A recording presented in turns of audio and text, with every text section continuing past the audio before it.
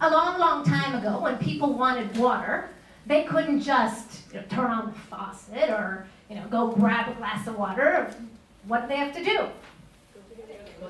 Go to the well. So they'd have to go all the way to the well, and of course they'd have to pull a bucket full of water. It was very, very heavy, and so most of the time in most villages there was at least one water carrier, and this water carrier was someone strong who could pull up that water time and time again and take the water to all of the fellow participants in the village who needed the water. And in this one particular village, there was a water carrier named Garvey. And Garvey was very well respected, not only because he brought people water, which everybody needed, but also because he was very, very wise. And one particular night, as Garvey was sleeping, his two buckets that he carried all over town, Mr. and Miss Pot, began to talk to each other. "You know," Miss Pot said, "I have to say, I was very, very full of water today. I did a really, really nice job." "Yes, of course you did, but you know what? I did too. I think I was extra full today, and people were really, really happy to get all the water that I gave them today." "Yes, sure." "What do you mean, sure?" "I mean, yeah, right." "What do you mean, right? You mean, of course?" Of course." "What do you mean? What's going on? What are you trying to say?" "Well, Mr. Pot, I didn't really want to be the one to tell you this, but you are cracked." "What?" "Cracked." "What?" "Cracked." "What?" Mr. Pot looked down, and sure enough, there was a thin but noticeable crack going down his side. He couldn't believe it. "What am I going to do? I'm finished! Kaput! Kaplunk!" Mr. Pot just sat there in silence. And all night long, he couldn't sleep.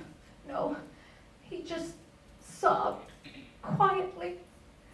And his teardrops leaked out through the crack.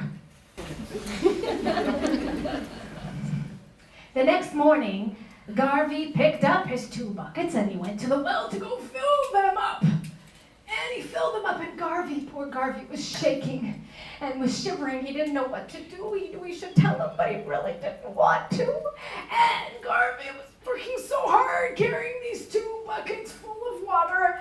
And Mr. Pot tried so hard to keep the water in, but you could just see it leaking out. And finally, he couldn't take it anymore, and he called out, "Garvey!" "Mr. Pot, what is it?" "Garvey, I shouldn't tell you this. I'm sure you'll throw me out, but I have a crack." Garvey just looked down and said, "Is that it, Mr. Pot? Is that it? Oh, it may not be a big deal to you, but my career is over."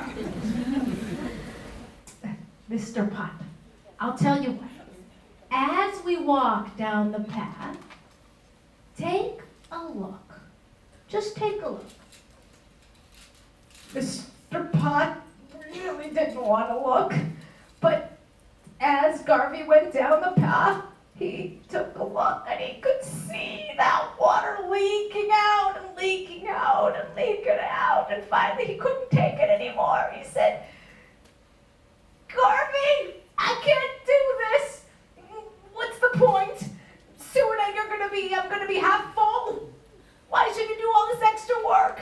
Just put me away." "Mr. Pot, take a closer look at the path.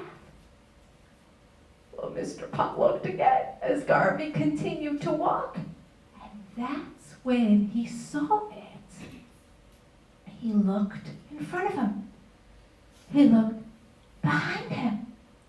And sure enough, there was a beautiful trail of flowers all the way down the path. Don't you see, Garvey said.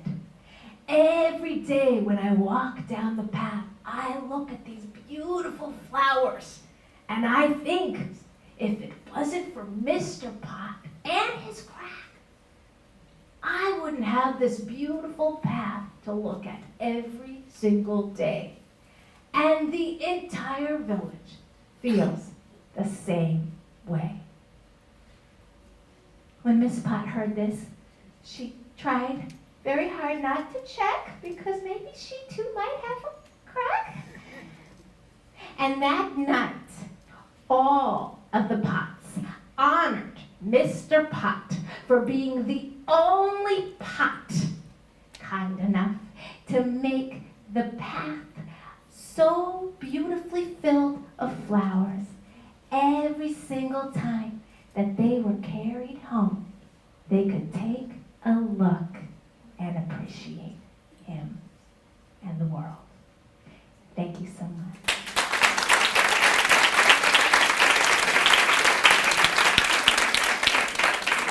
Amazing, isn't she? Give her another hand, Barrett, thank you.